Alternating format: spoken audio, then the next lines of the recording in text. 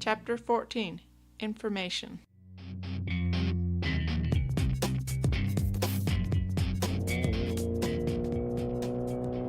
The bike shot out into the city. He rode purely on instinct, not knowing where he was going. But through a few landmarks he remembered and made his way. He pulled up to the curb, and it was only when he stopped that he was for sure that he found the right place. He walked through the corridors and up to the door. Club V. Taylor still could not understand the name. It seemed surreal, but he shrugged. Only in L.A., he thought to himself. The two door vampires barely saw him coming as he ripped them from their post. The two vampire guards were not hurt, but sat stunned on the ground. Neither of them made a move to get up or stop Taylor.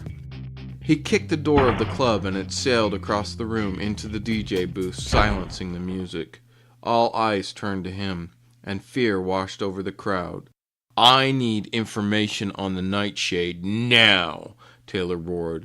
The vampires in the club tried hard not to meet his gaze. He spotted two bloodlusters at the back of the club. He sprang into the air and landed a few feet from them. "Tell me where the Nightshade leaders are," Taylor said, grabbing them both by the neck and slamming them against the wall.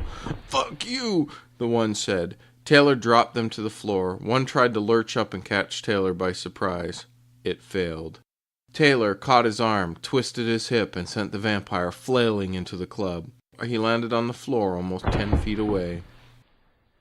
Taylor turned to the other. He grabbed him by the neck and pulled him off the floor. "Tell me now, or you won't be any more," Taylor snarled. He was not so defiant when met with the idea of his own end, and began to speak. "They're in West Beverly Hills. That's all I know," he croaked out. "Bullshit. Tell me the rest," Taylor barked. "Honest, man, I would tell you if I knew." The vampire squeaked out. Taylor could feel him shake. He dropped him to the floor. Taylor turned on his heel and walked out the door. If the Nightshade had not heard about Taylor, they would hear about him tonight. The whole club was eerily quiet as he walked through, although no eyes met his. He could still feel all the eyes on him. He walked back out of the club and no one made a move to stop him. Actually, anyone near him stumbled to get out of his way.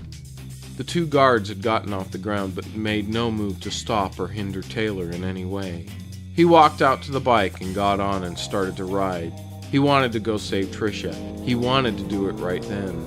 He did his best to get a hold of the situation. He had found some information, but not enough to act. He rode to Nathan's house. As he rode, he kept seeing Trisha's face, his imagination placing her in all sorts of horrible situations. His anger boiled.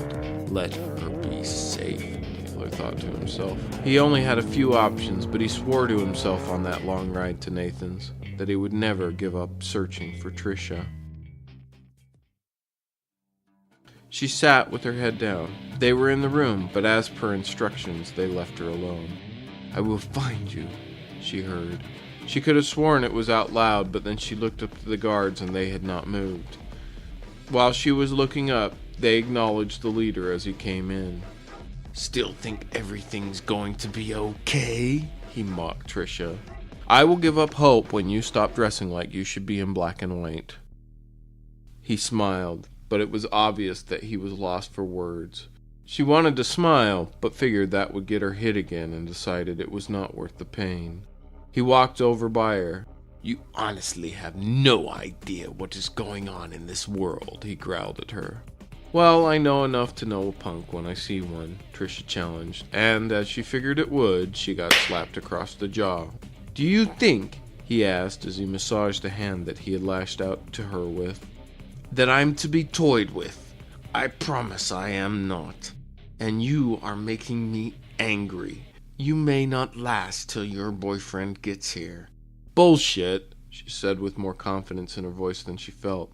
"If you were gonna kill me, you'd have done it. You want Taylor, and you know damn well if you kill me, he won't come." She was out on a limb, and she knew it, but she pushed on. "So if you're here to beat the shit out of me, get it started. Otherwise, you can brag to Taylor while he's kicking your ass." Trisha snapped back. He turned on his heel and walked to the door. "I will not beat a helpless woman." He snapped back and left the room. Trisha smiled. Maybe I'm not so helpless after all, she thought to herself. She looked around, trying at least to think of something that could give Taylor an edge if, no, when he got there.